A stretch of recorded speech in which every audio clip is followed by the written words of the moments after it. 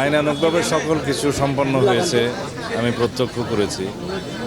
নির্বাচনের মাঠে আমরা সকল প্রার্থীকে স্বাগত জানাই। বাংলাদেশের সকল রাজনৈতিক গণতান্ত্রিক রাজনৈতিক শক্তিসমূহ, রাজনৈতিক দল এবং ব্যক্তি যারা স্বতন্ত্র প্রার্থী, সবাইকে নির্বাচনী মাঠে আমরা স্বাগতম জানাই। সুষ্ঠু, সুন্দর, নিরপেক্ষ, অবাধ নির্বাচন অনুষ্ঠিত হবে ইনশাআল্লাহ বাংলাদেশে। ফ্যাসিস্ট মুক্ত বাংলাদেশে গণমানুষের এটাই প্রত্যাশা। বাংলাদেশের মানুষের আকাঙ্ক্ষা, শহীদের রক্তের আকাঙ্ক্ষা একটি সত্যিকার গণতান্ত্রিক রাজনৈতিক সরকার গঠিত হবে এবং নিরপেক্ষ ভোটের মাধ্যমে।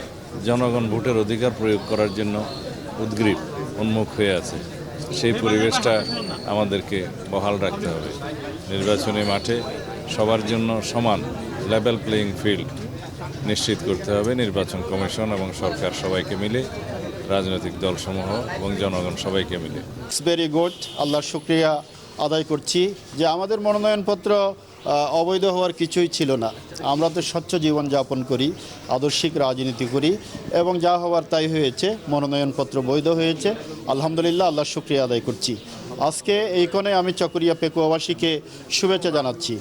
আগামী দিনে আমি বাংলাদেশ জামাত ইসলামী এবং 11 দলীয় জোটের একজন প্রার্থী হিসেবে একটা ইনসাফের বাংলাদেশ প্রতিষ্ঠা করার জন্যে, একটা বৈষম্যহীন দুর্নীতিমুক্ত বাংলাদেশ প্রতিষ্ঠার জন্যে চকরিয়া পেকুয়ার 1991 সনের আমাদের এককালের এই বিজয়ী আসনটিকে ইনশাআল্লাহ জনগণের ম্যান্ডেট যদি আমাদের পক্ষে আসে, আমরা ডাক্তার শফিকুর রহমানের হাতে এটা বিজয়ী আসন হিসেবে উপহার দিতে চাই ইনশাআল্লাহ। দেখেন, প্রশাসন এখনও লেভেল প্লেয়িং ফিল্ড তৈরি করতে পারে নাই, এটা আমার স্পষ্ট বক্তব্য। প্রশাসনের সক্ষমতা কতটুকু আপনারাও জানেন। জুলাই অভ্যুত্থানের পরে তারা কতটুকু ঘুরে দাঁড়িয়েছে এটা আমাদের চোখে দেখা। আইনশৃঙ্খলা এইটা নট সো গুড।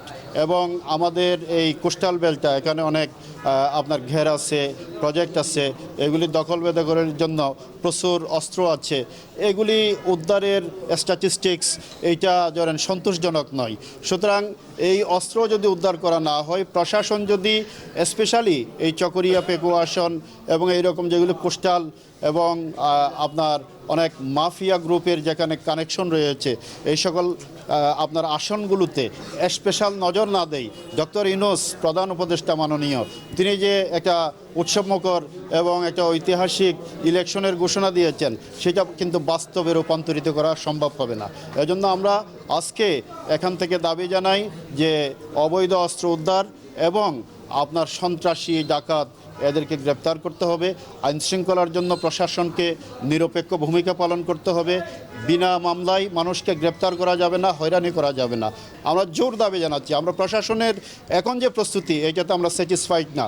আরও অনেক স্ট্রং প্রিপারেশন এবং ভূমিকা আমরা প্রশাসন থেকে প্রত্যাশা করি, নিরপেক্ষ ভূমিকা আমরা প্রত্যাশা করি। অনেকগুলো কেন্দ্রে রীতিমতো আপনার গোলাগুলি হয়, সেখানে কেন্দ্র দখল হয়, আপনার কেন্দ্রের পাশের যে গাছতলা সেখানে নিয়ে শিল মারা হয়। সেই চিত্র যেন নতুন করে না হয়, এজন্য প্রশাসনকে আমরা রিটার্ন দেব ইনশাআল্লাহ।